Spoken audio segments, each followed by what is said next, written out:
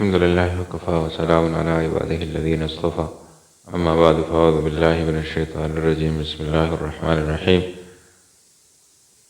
قال النبي صلى الله عليه وسلم: من تشبه بقوم فهو منهم، أو كما قال النبي صلى الله عليه وسلم.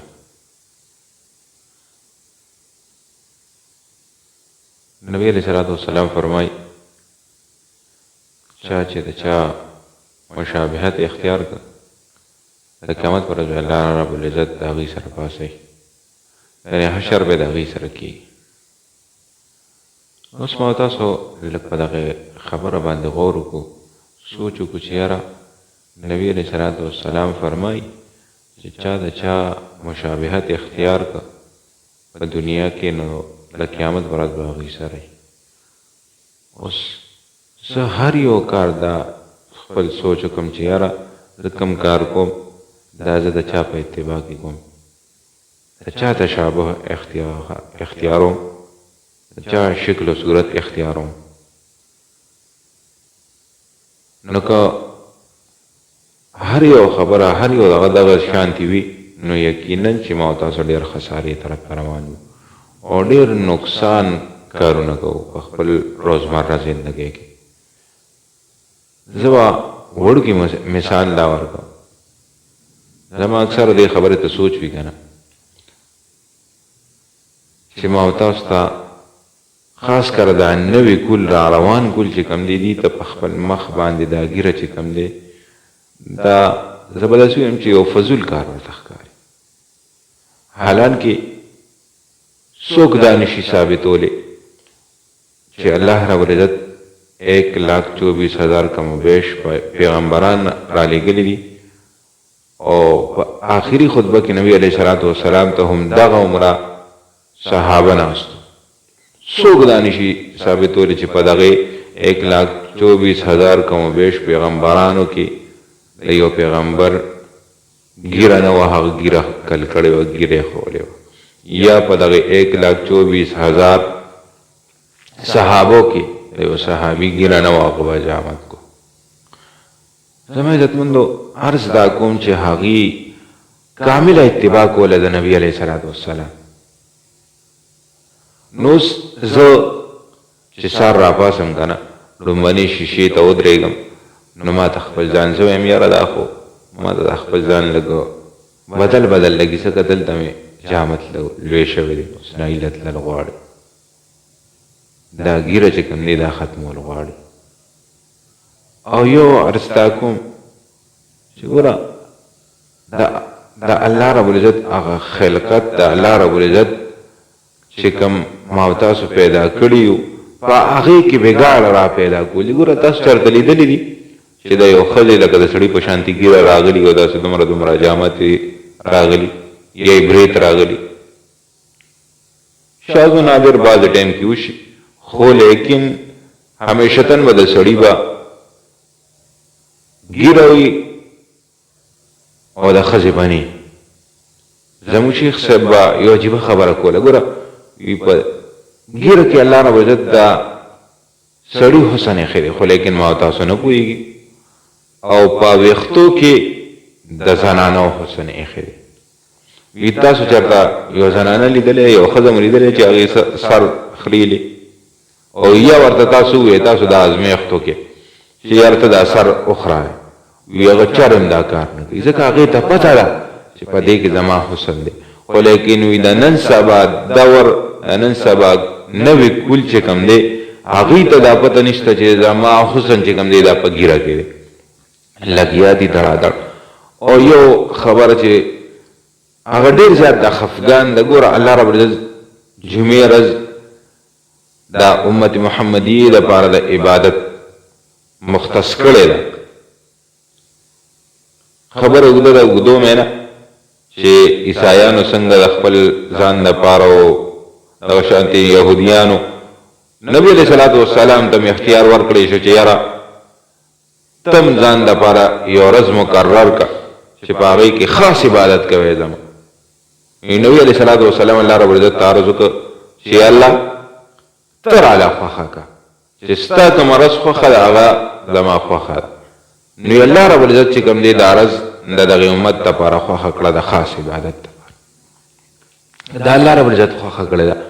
او زمونږ نوی نسل نوی کول چې کوم دی هغه په دغه غرض باندې چې کوم دی خامخایي به د جمعې لمونځ ته به حجامت وکړي، د جمعې لمونځ ته چې کوم دی به مخ صفا کړي.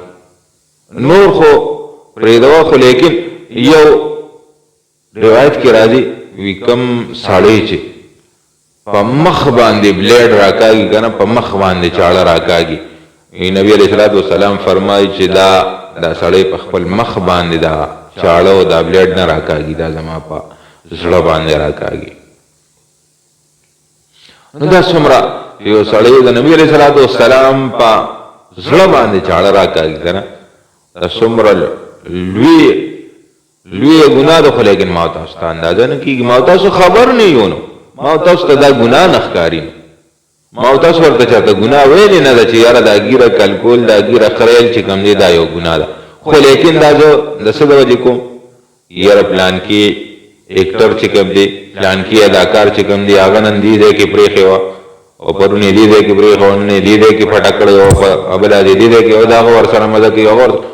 خو لیکن هغه د چا نه زده کړی، هغه د مغرب نه زده کړی دی او بیا ما تاسو ته را پروموټ کړی دغه څیز چې کوم دی ما تاسو بیا په خپل نسل کې چلو. نه زما عزتمندو لږ سوچ کول پکار دی چې یاره آخر زما دا زه چې څه کوم دا زما د دین سره زما ماحول سره دا ما سره مناسبت ساتي، زما لپاره مناسب دي، نه یقینا چې مناسب نه دي زما او ستاسو لپاره.